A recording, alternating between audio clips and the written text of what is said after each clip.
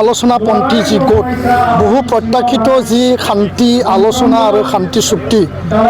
29 ডিচেম্বৰ 2023 অহাকালি 5 বজাত নতুন দিল্লীত ভাৰত চৰকাৰ অসম চৰকাৰ আৰু আলফাৰ মাজত ত্ৰিপাক্ষিক চুক্তি হ'বলৈ গৈ আছে আমি যোনটো গম পাইছোঁ আৰু এই ক্ষেত্ৰত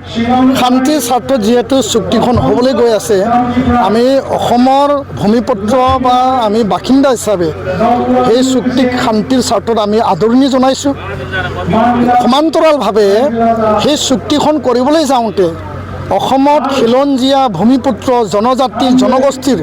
কোনো যাতে ক্ষয় ক্ষতি নহয় কোনো যাতে আঘাত নাহে কোনো চুক্তিৰ দফা যাতে তেনেকুৱা ক্ষয় ক্ষতি হোৱাকৈ যাতে লিপিবদ্ধ নকৰে